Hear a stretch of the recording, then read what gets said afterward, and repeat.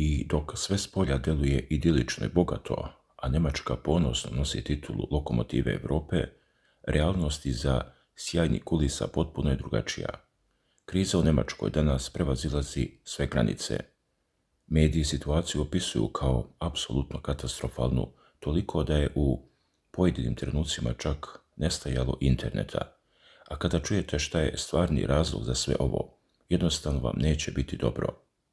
U epicentru političkog haosa nalazi se Friedrich Merz, na kojeg nikada u istoriji nije viđen veći udar, i to ni manje ni više nego u sopstvenoj stranci. Sjetimo se samo kako je prošao Olaf Scholz, ali znajte jedno, ako Merz padne, odjek tog pada čuće se mnogo dalje i glasnije. Šta je to što je probudilo ogroman revolt u narodu i među stranačkim kolegama protiv Friedricha Merza? A da stvar bude još šokantnija, poverovali vi to ili ne, njemački mediji prenose da je policija toliko ogorčena i nezadovoljna da su otvoreno poručili kako su već izgubili Njemačku. Zamislite samo tu težinu, kada čuvari poretka i zakona izjave tako nešto. Faktički, dešava se otvorena i velika pobuna unutar same stranke Friedricha Merza. Početak ovog avgusta definitivno nije dobar ni za Merza, ni za Njemačku, niti za bilo šta drugo. Kada čujete sve detalje, sve će vam biti kristalno jasno. Dakle, dok se spolja sve predstavlja kao stabilno i bogato, a Njemačka ponosno nosi titulu lokomotive Europe, realnost iza sjajnih kulisa otkriva da kriza u ovoj zemlji danas prevazilazi apsolutno sve granice. Prema navodima medija, situacija je katastrofalna, a u pojedinim trenucima beležen je čak i nestanak interneta, dok se kod onih koji sagledavaju širu sliku postavlja pitanje da li uopšte shvataju pravi razlog za sve što se dešava. U epicentru političkog haosa, kako rekao smo, nalazi se Friedrich Merz, na kojeg je uoči ovog avgusta pokrenut nezapamćen udar, i to ni manje ni više nego u sopstvenoj stranci. A kako se navodi u izveštajima britanskog lista UN Herd, vladajuća stranka Hrišćansko-demokratska unija, skraćeno CDU, proživljava pravi politički zemljotres. Ovdje dolazimo do onoga što izaziva najveći revolt. Prema informacijama koje prenose pojedini izvori, njemačka policija je toliko nezadovoljna da se unutar njenih redova izrečene šokantne procene kako je država na terenu već izgubljena. Kada čuvari zakona i poretka konstatuju da tako nešto, jasno je da se dešava, da kažemo, velika, duboka pobuna koja potresa same temelje sistema. Zato je važno razumeti šta je dovelo do ove tačke. Kao što piše UN Herd, politički potres izazvala je neuspešna rekonstrukcija kabineta koju je pokrenuo kancelar Friedrich Merz. Nakon što je Jens Spahn podneo ostavku na mjesto šefa frakcije CDU-CSU u Bundestagu, Merz je iznenada smijenio još 8 ministara, u jednom slučaju čak otpustivši funkcionera bez imenovanja nasljednika. A posebno ogorčenje izazvala je odluka da se sa mjesta ministra sporta smeni izuzetno popularna Christiane Schonderlein, koja dolazi iz bivše istočne Njemačke, i da se pritom degradira na niži položaj. I tu nastaje ozbiljan problem.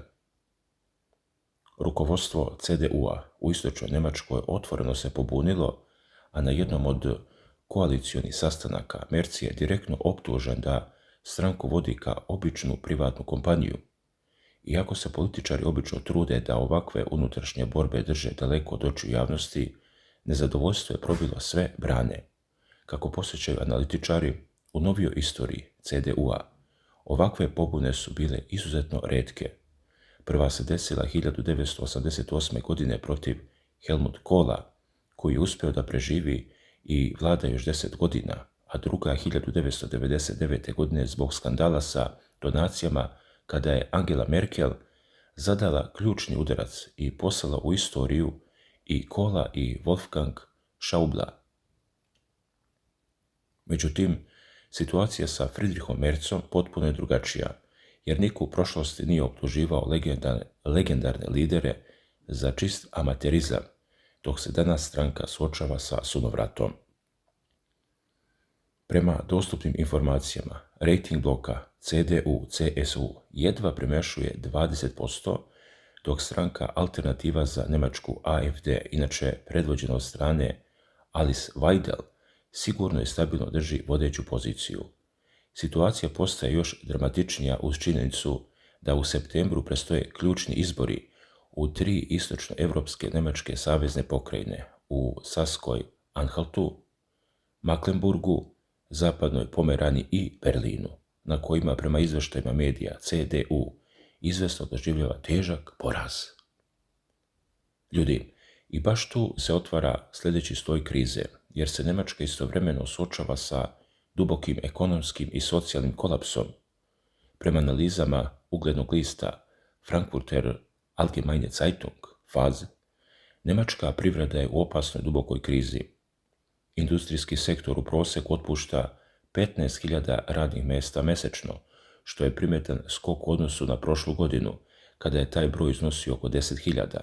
I dok veliki poznate kompanije poput Volkswagena, Boscha i ostalih masovno režu troškove i smanjuju broj radnika, investicije se masovno sele u inostranstvo, pa tako Volkswagen svoje jeftine električne automobile proizvodi u Španiji, dok BMW gradi fabrike u Mađarskoj.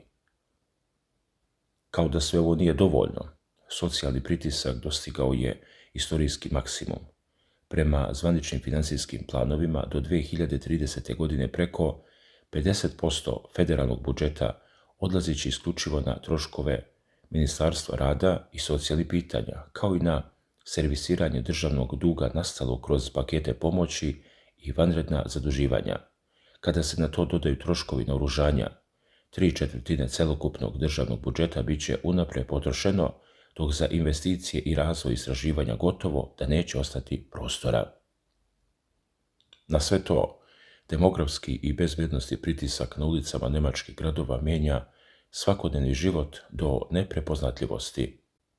A kako u svojoj reportaži za evropske konzervativce navodi britanski pisac i predavač William Grice, koji je obišao Berlin, Hamburg i Bad Arolsen, nivo unutrašnje nesigurnosti i promjene u društvu, tkivu, šokiraju i one koji su ovu zemlju decenijama poznavali.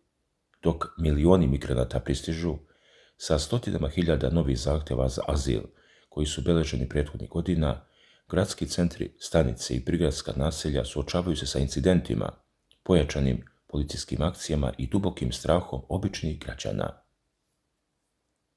Posebno osjetljivu temu predstavlja rad centra za azil, poput onog u istorijskom Bad Arolsenu, gdje zaposlenici organizacije poput Reda Jovana svakog svjedoče tenzijama, dok njemačka javnost otvoreno raspravlja o tome da li zemlja sa hrišćanskim nasljeđem može da izdrži ovoliki demografski pritisak bez trajnih posljedica po sopstveni identitet. I tu dolazimo do suštine političke krize u kojoj se nalazi Friedrich Merz. Umjesto da prizna dubinu problema, kancelar i rukovodstvo stranke problem vide u takozvanom nedostatku komunikacije, tvrdeći na sastancima frakcije da kritičari jednostavno pogrešno tumače njihove namjere, ali stranka i građani više ne veruju u opravdanja. Dakle, pred Merzom je godina u kojoj se održavaju izbori u čak 8 saveznih pokrajina, uključujući ključna uporišta zapadne Njemačke poput Severne Rajne, Vestfalije i Donje Saksonije. Ako na tim izborima CDU ne ostvari pobjedu, politička sudbina Friedricha Merza bit će zapečaćena, a analitičari upozoravaju da jedini izlaz iz ove političke blokade leži u rušenju takozvanog branidbenog zida prema AfD-u i prepuštanju lokalnim liderima da sami donose odluke o saradnji. Početak avgusta zato donosi istorijsku neizvesnost, dok ekonomska lokomotiva Europe posrće pod teretom duga, industrijskog pada i masovnih socijalnih izazova, unutrašnja pobuna u vladajućoj stranci prijeti da sruši aktuelni politički vrh i promijeni pravac cijele države. Ali ovdje priča nestaje, jer se ekonomska kriza u Njemačkoj širi poput požara i prijeti da proguta temelje nekada neprikosnovene industrijske moći. Prema navodima medija, resorna ministarka rada Barbel Bas je u intervju za televiziju CDF otvoreno ocenila da je trenutna ekonomska i budžetska situacija u zemlji apsolutno katastrofalna. Kako je istakla, Njemačka je u međuvremenu nepovratno izgubila svoju tehnološku prednost u mnogim ključnim oblastima, dok su je Kina i druge brzo rastuće ekonomije u potpunosti pretekle. I tu dolazimo do ključne stvari koja gura zemlju u provaliju. Glavni stubovi njemačke privrede, automobilska, hemijska i metalurška industrija, nalazi se pod nezapamćenim pritiskom. Zbog teških poremećaja u lancima snabdevanja, spoljnotrgovinskih carina, vrtoglavo visoki cena energije i stalnog rasta, doprinosi za socijalno osiguranje, giganti su prinuđeni da masovno otpuštaju radnike. Posebno zabrinjavajući podatak na koji upozoravaju izvještaji jeste drastično smanjenje broja mjesta za stručno osposobljavanje, čime se direktno ugrožava obuka i budućnost novih generacija radnika. Zato je važno razumjeti razmjer ovog sunovrata kroz konkretne podatke. Globalna prodaja 3 najveća njemačka proizvođača automobila u drugom kvartalu zabeležila je sunovrat. Prema podacima, Volkswagen je izgubio 8,6% prodaje, Mercedes-Benz beleži pad od 8%, dok je BMW pao za 4,9%. Ipak, najkritičniji udarac desio se na kineskom tržištu, gdje je prodaja ovih prestižnih marki u periodu između aprila i juna stropoštala za najmanje 30%. I baš tu nastaje dramatičan preokret. Konkurencija iz Kine, naročito u segmentu električnih vozila, u potpunosti je promijenila pravila igre i oduzela njemačkim brendovima prostor za održavanje dosadašnjih cena.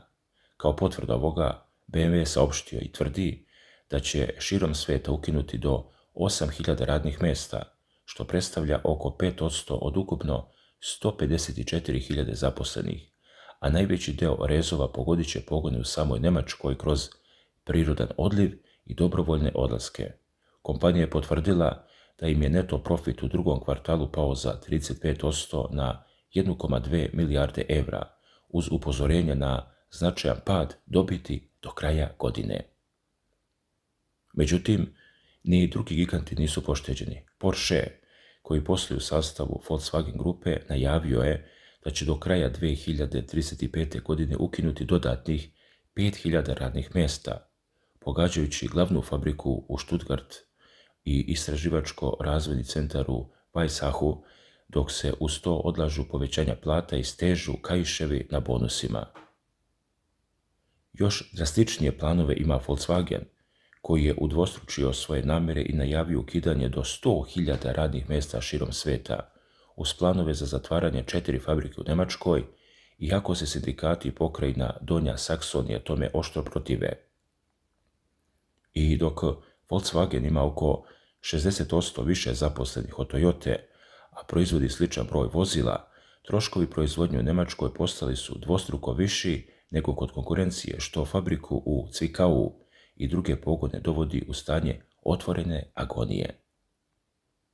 Sa druge strane, Mercedes-Benz pokušava da spase stvar kroz 5 milijardi evra težak program ušteda do 2027. godine, isključujući za sada prinudne otkaze, ali uz primjenu dobrovoljnih odlazaka, produženja radne nedelje sa 35 na 40 sati bez dodatne naknade i otpis više od 700 milijuna evra zbog žestoke borbe na kineskom tržištu. Dalje, slična sudbina trese i Audi, čija je fabrika u Neckarsulmu pod prijetnjom zatvaranja, što bi moglo da pogodi 15.000 radnika.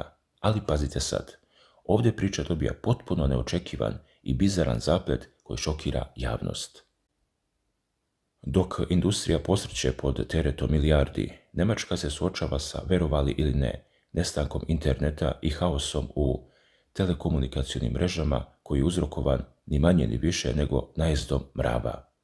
Prema izveštajima medija, čitave kolonije agresivnih žlezdastih mrava iz Severne Afrike počele su masovno da se sele u južnu Njemačku, gdje grade gnezda direktno u razvodnim ormarićima telefonske i elektromreže. To iznova izaziva katastrofalne kratke spojeve u prekidu u radu sistema, ostavljajući cijele regione bez interneta i komunikacije. Zbog ovoga su se prošlog leta morali hitno sastati nadležni stručnjaci iz Austrije, Švajcarske i Južne Njemačke kako bi na vanrednim konferencijama razmatrali šta da preuzmu protiv ove neočekivane pošasti. A situaciju dodatno usložnjavaju klimatske promjene, jer nekadašnji afrički mravi sada bez problema preživljavaju zime zahvaljujući višim temperaturama. Međutim, stručnjaci upozoravaju da to nije jedini kanal prodora. Na crnom tržištu i popularnim internet platformama poput Facebooka i specijalizovanih sajtova razvila se višemilijonska ilegalna trgovina egzotičnim životinjama i insektima.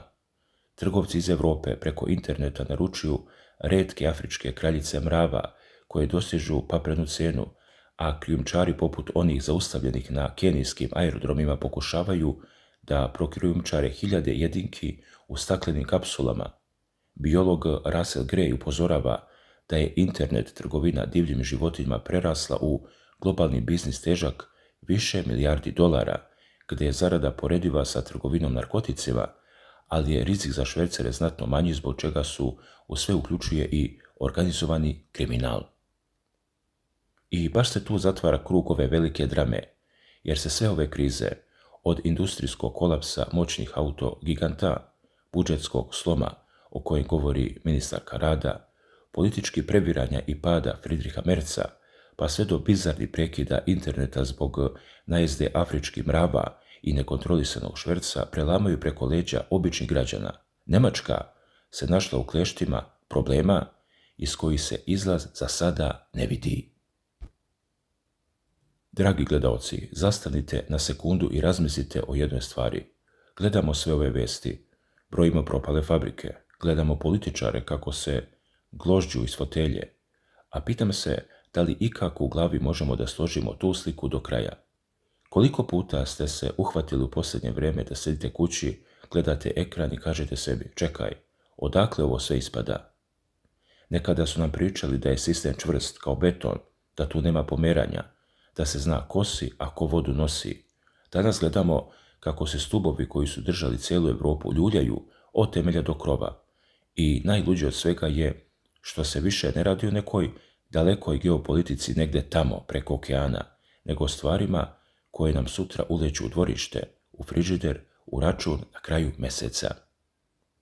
Ali hajde da budemo potpuno iskreni jedni prema drugima ovdje. Koliko vas zaista veruje da ovi ljudi koji danas vode glavnu reč imaju bilo kakav plan izlaza iz ovoga? Budimo realni. Oni nemaju plan za sljedeći utorak, a kamoli za krizu ovakvih razmjera. I zato se postavlja ono ključno pitanje za sve nas koji ovo pratimo i posmatramo.